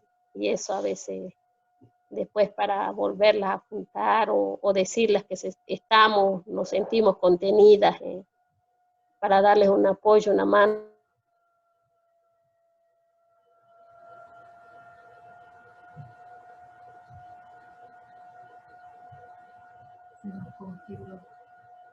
Se cortó la conexión de Gilma, ¿no? Ahí. Se ha cortado la conexión de Gilma. A ver, ahí está. Gilma, ¿ahora nos escuchás? Gilma, se había cortado. Sí. Te estábamos Sí, escuchando bien y fue el final de lo que estabas diciendo, que quedó sin poder ser escuchado. Ahí. No, que les decía yo que a veces nos cuesta un montón, ¿has visto?, hacer participar a las compañeras que realmente venían con ganas de estar y superarse y estar, ¿has visto?, presenciales. Venían participando algunas ya más, pero ¿has visto? Acá, como decimos, en zonas productivas más nos empeñamos en el trabajo y no es, ¿has visto?, tanto así, especialmente para mujeres. Hacernos pequeños espacios, eso es lo que yo venía haciendo, pequeños espacios hace 2 meses atrás, un mes atrás, que vengo haciendo pequeños espacios para que no se sientan solas, no se sientan que después de esta pandemia vamos a quedarnos desamparadas y vamos a estar así simplemente con una reunión en el Zoom. Le dije, yo voy a seguir participando y algún día estaremos como antes, ¿ha visto?, tratar de estimularles para que vayan y traten de presenciar que hay otra manera de vivir, no es simplemente vivir simplemente con el trabajo, las casas, los quehaceres, y hay espacios para nosotras. Eso le venía diciendo a las compañeras, que ya vendrán momentos mejores, que ahora estamos en una situación muy difícil, y yo a veces también me cuesta participar porque, has visto, es medio complicado. Yo recién también estoy arrancando con 2, 3 reuniones que estoy participando, a veces me pongo nerviosa y a las compañeras tampoco no les gusta eso. Así que estamos haciendo unos espacios chiquitos, nosotros ahí nos hacemos en una quinta con todos los distanciamientos, hacemos una merienda, nos juntamos algunas compañeras, vienen algunas una, otras otra, otros días otras, así. Espacios chiquitos, bueno, espacios libres, pero de grupos chiquitos para que no se sientan solas y se sientan acompañadas. Y eso daría bueno que volviéramos a retomar esas partes, has visto, con la universidad y todo que veníamos haciendo, visibilizando el lugar realmente acá en zonas productivas, en lo social y todo para las compañeras. Eso estaría bueno para volverlos a seguir haciendo, para que se sientan acompañadas y se sientan, por lo menos, que no están solas. Gracias, chicas, ya estoy media colorada ya. Muchas gracias a vos, Gilma. Gracias, Gilma. Muy interesante todo lo que nos estuviste transmitiendo, y no solo interesante, sino que conmueve también escucharte. Por la entereza, por todo lo que nos estás transmitiendo en relación a tus vivencias también, no solamente desde lo que pensás, sino también de tus emociones, de todo lo que nos transmitís, de tu historia también, y de tu posicionamiento de lucha y de acompañamiento a tus compañeras y tus compañeros, ¿no? Y de expresar estas necesidades con tanta claridad. Así que muchísimas gracias. Nada, bueno. Elba, te dejo que estás coordinando, le quería responder a Gilma. No, por favor. Bueno, no sé, compañeros, si hay alguna pregunta que quieran hacerle a alguno de nuestros invitados. Me dirijo principalmente a las compañeras de equipo y también a los propios compañeros invitados también, ¿no? Ha sido súper interesante, súper intenso el intercambio. En principio, agradecerles a todos y todas que estuvieron exponiendo y haciendo sus recorridos, en sus participaciones, recorridos tan ricos, ¿no? Me parece sumamente enriquecedor para poder pensar lo que traía Pablo primero, ya citándolo a Galasso, que a veces es un maldito en el ámbito académico, y empezar Pablo rescatando a este aporte de Galasso para ayudarnos a pensar estos dos modelos de proyecto, ¿no? De país en pugna, un modelo de nacional, popular, de integración en clave latinoamericana, ¿no? Y el otro modelo oligárquico, y esas tensiones que permanentemente están, ¿no? Y que tan a las claras se vieron en las exposiciones de Ale, de Sergio y también de Gilma, ¿no? Comentando su propia experiencia de resistencia y lo que implicó el armado de esta organización a la que pertenece. Pero digo, como esos modelos, esos distintos modelos de país, y lo que nos traía Pablo de esas representaciones y también de prácticas que están en pugna permanentemente, y en relación a lo que trabajamos desde el equipo de investigación, que pensamos las condiciones laborales desde una perspectiva amplia, que incluye, por supuesto, las políticas públicas, como dirigidas a un sector que, excepto en dos hitos históricos que coinciden con bueno, el Estatuto del Peón Rural y lo que implicó en el 2011 la ley, la creación de Renatea, todo lo que significó, que describió y analizó Pablo, que el análisis pormenorizado que hizo Sergio también me parece que nos aporta también una riqueza inmensa para pensar en perspectiva histórica todos los procesos de lucha y organización de un sector que siempre ha sido vapuleado, ¿no? Y que se ha soslayado con una intencionalidad importante, y cómo esos intereses se expresan hasta en lo cotidiano. Y bueno, la experiencia que nos trae Ale del trabajo territorial en Berisso, también con una perspectiva histórica de la diferencia, ¿no? De lo que implica Berisso, y como Ale decía, la historia ligado no solo al peronismo, sino también al peronismo y un proyecto de país, el lugar preponderante que ahí en Berisso se le dio a la industria fabril y la identidad obrera y todo lo que implica en términos de avatares identitarios, que de alguna manera Ale nos traía, y cómo también esto nos conlleva a pensar también desafíos en torno a la intervención, ¿no? Como planteaba Ale, en torno a la intervención del trabajo social, lo planteaba puntualmente Ale, también en torno a el lugar de la universidad, que también traía, por supuesto, no solo Ale, sino también Sergio, como desafíos, lo planteaba Sergio, para las políticas públicas en general, y también el lugar que desde la universidad podemos llevar adelante en articulación con las organizaciones. Y bueno, lo que nos trae y nos comparte Gilma, que nos expuso desde su propia historia, que por eso agradezco enormemente, Gilma, porque estás contando tu propia historia de vida, de trabajo, cómo llegaste como inmigrante, y cómo a través de tu historia pones la voz también de los trabajadores y las trabajadoras de la agricultura familiar de la región, el ser inmigrante, las distintas formas de contratación, las posibilidades y las imposibilidades con las que se fueron encontrando, de ir mejorando un poco, las dificultades de acceso a la tierra, las dificultades en torno a la comercialización. Y algo que planteaste al principio fue el encuentro a través del Zoom con caras conocidas que siempre han estado presentes y que han estado ayudando, y me parece que eso es sumamente valioso porque habla de esa articulación posible entre la universidad y otros y organismos públicos también con las organizaciones, ¿no?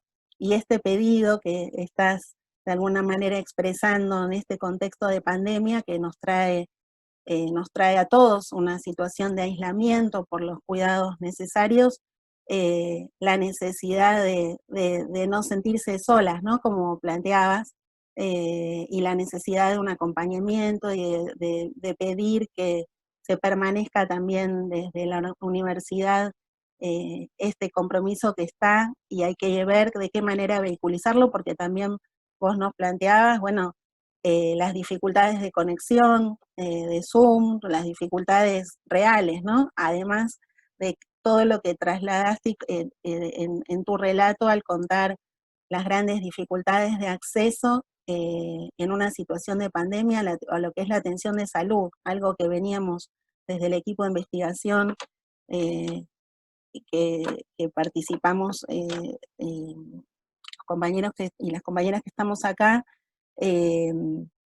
identificando como un problema grave, y que en una situación de pandemia, evidentemente, lo que vos planteaste, ¿no? Tuvimos que volver a nuestras medicinas, a las medicinas caseras de nuestros abuelos, y pasarlo en nuestra casa, ¿no? Como sin encontrar ahí respuesta en un sistema sanitario y en el acceso a la atención a la salud, ¿no? Vos nos estabas transmitiendo eso. O sea, que se nos abren varias cuestiones que me parece como para pensarnos también como desde el ámbito de la universidad, que poder vehiculizar, como el compromiso, como digo, está, y hay que ir pensando, y ahí, bueno, Sergio, Ale tienen gran experiencia, Janina viene acompañando también fuertemente, en esa articulación en territorio con las organizaciones, ¿no? Como frente a las necesidades que se abren en un contexto tan particular como en la situación de pandemia. No sé si quieren comentar algo, algo que hayan pensado en relación a todas estas cuestiones que fueron tan ricas y tan amplias también, ¿no? Todo lo que fue surgiendo. Traté un poco de sistematizar algo de lo que fue surgiendo, pero fue todo muy rico, así que seguramente hay mucho más para seguir pensando.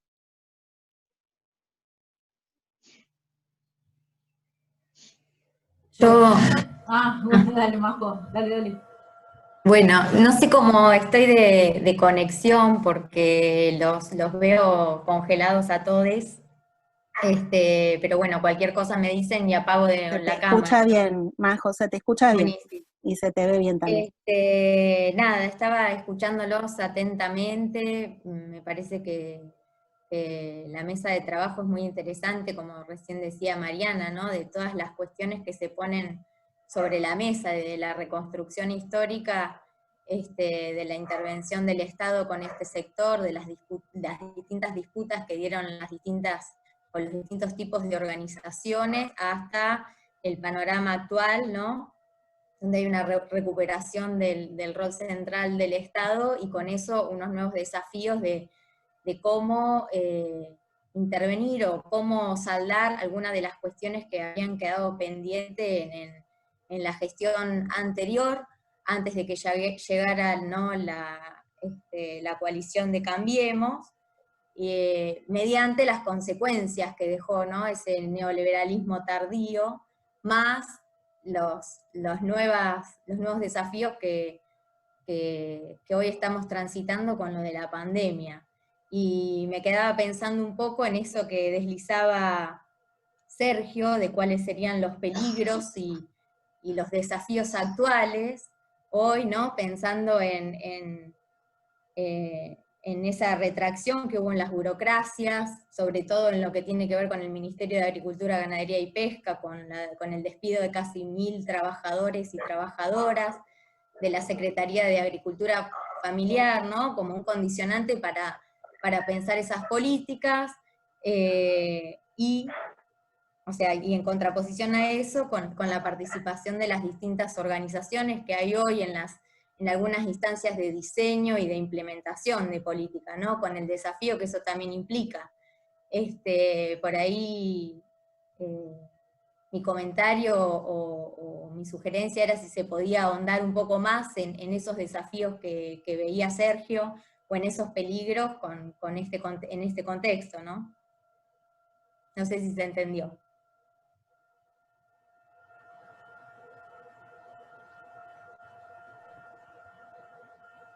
Si quieren digo algo, pero estabas vos, Ale, ibas a decir algo vos, Ale. No, iba a vos, hacer un comentario en relación a lo de Gilma, pero después, tranquilo. Sí, yo también sumaría al tema del debe, o sea, la desaparición del Renatea, ¿no? O sea, todos los compañeros, compañeras, y ese espacio del trabajo rural, trabajo agrario, que no se está discutiendo, me parece, directamente hoy, en quién lo va a tomar, digamos, ¿no? Y de qué manera y cómo. Ahí está complicado, ¿no? Porque a su vez la Corte Suprema dice que, o sea, habría que hacer una nueva ley, ¿no? Que ahí hay todo un camino difícil para adelante, digamos, ¿no? Pero bueno, sí, ahí me parece que hay dificultades, hay que ver qué pasa, o sea, en realidad recién hoy el Ministerio está empezando a plantear algunos programas, que yo está, por ejemplo, el programa Protal, es muy interesante, que es, digamos, de alguna manera replicar o reaplicar la experiencia de Deró, que tiene que ver con el tema del trabajo autogestionado para la soberanía alimentaria del municipio, ¿no? Con una serie de dinero para eso. Hay algún programa también más chico que tiene que ver con Semillar, que es sobre el tema de semillas nativas y criollas. Hay otro programa de emergencia, digamos, hay distintos programas, por ahí más vale chicos, en el sentido del financiamiento y de la posibilidad de trabajo hasta ahora, ¿no? Y con esto que vos decís, que en algunos lugares, en algunas provincias, se viene reorganizando algo los espacios de agricultura familiar, pero todavía no hay una reincorporación masiva de los trabajadores y trabajadoras, entonces hay un cierto, si quiere, debe, o que tiene que ver también con la pandemia y con las dificultades presupuestarias de este año. A mí me parece lo más piola para el futuro es, por un lado, la ley de agricultura familiar. Hay un proyecto de reglamentación que ya está elevado internamente al Ministerio de Coordinación de Gabinete, entonces eso debería generar ese espacio digamos, de poder pensar una política más de largo plazo, integradora. O sea, la ley es muy amplia, tiene cuestiones de tierra, de comercialización, de ambiente, de asistencia técnica, de ciencia, de semillas. Bueno, es una ley ómnibus, digamos, una ley muy amplia. En ese sentido, sería muy, muy importante avanzar en eso. A su vez, en la misma reglamentación de la ley se está planteando hacer un pedido al AVE, que es el área que maneja todas las tierras fiscales, de que las tierras fiscales del Estado Nacional se pongan en juego para los procesos de banco de tierra, ¿no? Ahí hay como 2 o 3 proyectos del tema de tierra para la agricultura familiar que me parecen muy interesantes. Uno es ese. El otro también está la vuelta al campo, que lo plantea una parte la CTA autónoma, cuidadores de la casa común, y está en la provincia de Buenos Aires el proyecto Arraigo, de Paco Durañona y de la CTA de María Arraigada. Todos, digamos, por un lado plantean el tema de la recuperación de las tierras fiscales para el uso de colonias, bueno, y también el proyecto que se presenta por tercera vez del Procrear Rural de la UTT, digamos, hay diferentes planteos, ¿no? El tema es cómo esto decimos, bueno, ¿cómo hacemos para que haya uno, digamos, ¿no? Para que sumar, ¿no? El tema de tierra yo creo que es muy interesante y creo que va a haber alguna política en el corto plazo que tenga que ver, por un lado, más fácil creo que va a ser por las tierras fiscales, ¿no? El uso de tierras fiscales a partir de colonias agroecológicas, colonias agrícolas, no con la cesión definitiva, sino con la cesión en comodato para el uso de esas tierras, por un lado, ¿no? Me parece más difícil hoy, por la cuestión presupuestaria, el tema de un fideicomiso, como plantea ahí el proyecto de ley de arraigo. Pero bueno, esas dos cosas me parece interesantes para caminar y que va a necesitar las cuestiones del Estado funcionen más aceitadamente. Una es el tema de la reglamentación y la otra el tema de tierra, ¿no? Que darían respuesta a cuestiones que se vienen planteando, digamos, ¿no? Hace mucho tiempo. Otra cuestión que me parece también como para aportar en esta misma línea es el tema también de la flexibilización para acceder, ¿sí? Porque por ahí ha sucedido en otros momentos en que los programas estuvieron, pero ahora existía un gran problema de poder generar el tipo de las asociaciones civiles y la personería jurídica y demás. Entonces, como estar pensando también esa otra parte que me parece súper importante, y teniendo en cuenta lo que plantea Ale, de que cómo impactó el tema del emprendedurismo en los productores de Berisso, en donde vos ahora tenés que empezar de nuevo, de cero, como para generar organizaciones colectivas, ¿no? Y que sea algo que para los productores sea realmente llamativo y que realmente vean esa posibilidad como de volver a construir esos espacios.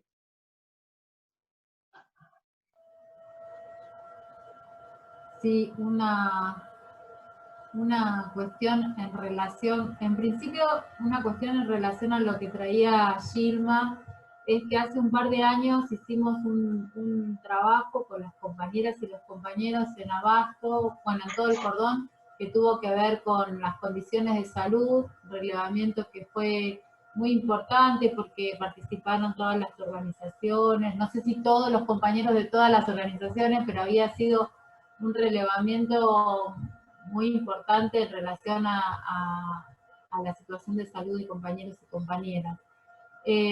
Ahí siempre nos aparece como la gran discusión acerca de cómo pensar la salud, ¿no? De cómo pensar la salud en las zonas como las que nos describía muy bien Gilma, y cómo esto que decía Gilma de volver a los remedios de los abuelos, no, digamos, cómo hacemos para que eso sea una elección, una decisión política de cómo atender, digamos, la cuestión de salud a partir de los saberes ancestrales y no la única opción que nos queda, ¿no? Digo, ahí cómo hacemos jugar la presencia de... Lo que les pasa a los compañeros es que están en el municipio de La Plata y eso ya hace que todo sea mucho más complicado. Pero por supuesto que me parece que ahí hay que pensar alguna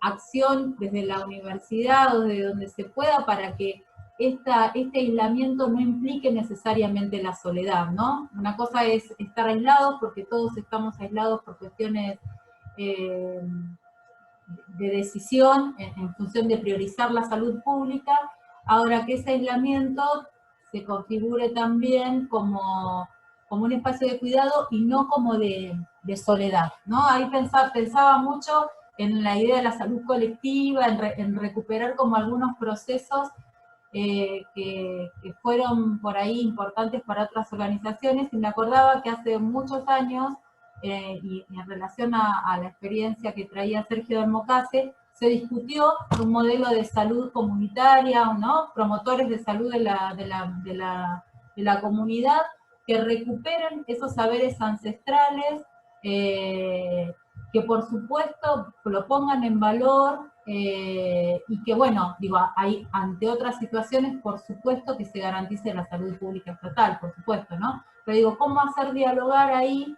para no resignarnos a esos saberes que existen en las comunidades y que son tan importantes para el buen vivir, digamos, cómo hacemos que no se pierdan? Como un trabajo, me lo llevo como un trabajo, como una tarea para el hogar, Gilma. Digo, me quedo pensando mucho en eso porque me parece que incluso puede ser como muy interesante para charlarlo en estos pequeños espacios que vos decís con las compañeras, y empezar como a poner en tensión algunas cuestiones. En relación a lo que decía de los niveles de organización, nosotros vemos que hay como mucha intención, por lo menos en lo que nos toca con vivir ahora nosotros en Berisso, como mucha intención por parte del Estado de conocer cuál es la necesidad de los productores y de las productoras.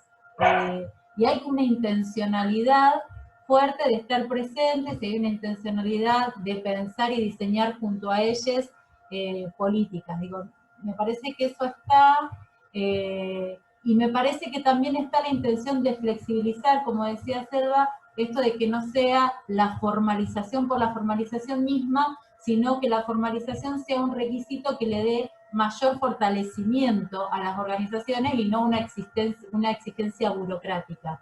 Pero bueno, eso es un caminito que lleva poco tiempo y en este contexto donde todo se ha puesto en tensión, ¿no? Entonces hay que ver cómo seguimos.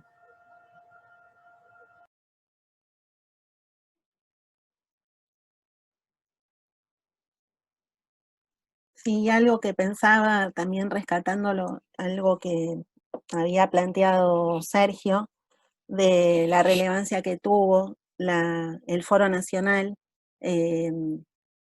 Agrario, el que se desarrolló el año pasado y que movilizó organizaciones sumamente heterogéneas de todo el país, y que, como bueno, Sergio fue haciendo todo un recorrido de distintos espacios de resistencia, me parece que más allá de todo, ¿no? Del embate del gobierno macrista y de la situación particular ahora de pandemia en un gobierno que, como dice Ale, es evidente que hay una actitud de apertura, de intentar acercarse, pero bueno, totalmente atravesado por esta situación inesperada de pandemia y tan grave, ¿no? Pero me parece que es para rescatar las organizaciones colectivas, esto que nos traía Gilma, también decía, bueno, nosotros nos empezamos a organizar en el 2015, como con el asesoramiento de Renatea en su momento, lo planteó así, y bueno, la relevancia que tiene de fortalecer esos espacios colectivos, ¿no? Como que en este momento de pandemia, y en eso coincido con Ale, la necesidad del aislamiento como parte de los cuidados, pero el aislamiento no es estar solos y estar solas, ¿no? Es también buscar las maneras y las estrategias que Gilma misma traía. Bueno, nos estamos empezando a organizar, encontrar en espacios a distancia, con los cuidados necesarios. Me parece que es para recuperar la fortaleza de estos espacios colectivos como de resistencia, ¿no? Y bueno, también estar atentos y atentas a las señales que desde el gobierno está viendo, ¿no? De establecer diagnósticos más precisos de la actual situación del sector en regiones del periurbano, y bueno, ver cómo poder articular en relación a, a estas señales de apertura. En eso también estamos, ¿no?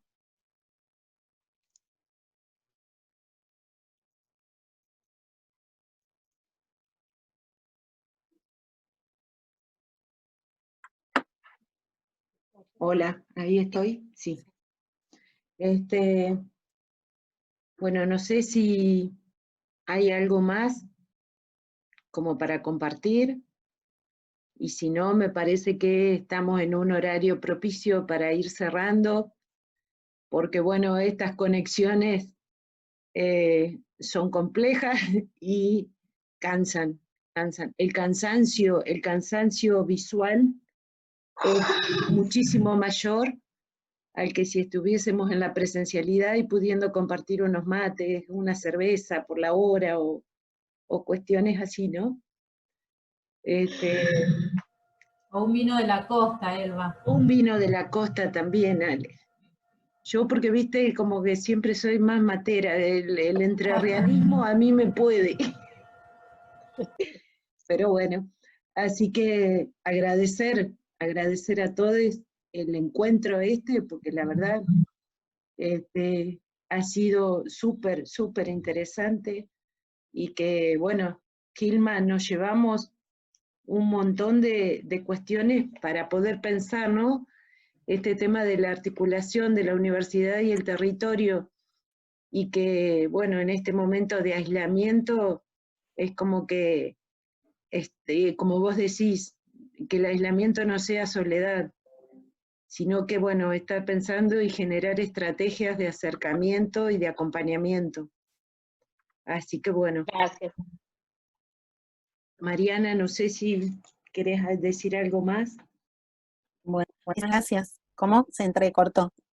Quería agradecer nuevamente y a todos y a todas la participación, las exposiciones, el acompañamiento. Sole a punto ya de tener su segundo parto acá acompañándonos también, el compromiso de quienes están y de, bueno, manifestar también del equipo de investigación, ¿no? Del que participamos, que esperamos que lo que tiene como la investigación como desafío es que a veces nos quedamos con la cuestión diagnóstica y en esa línea estamos trabajando como desafío conjuntamente. Bueno, ahora estuvimos acá con Sole y con Majo en clave propositiva, elaborando algunos documentos que Ale y Sergio generosamente nos leyeron, una primera versión, y bueno, frente a la apertura que hay de distintas convocatorias de distintos organismos públicos participando como para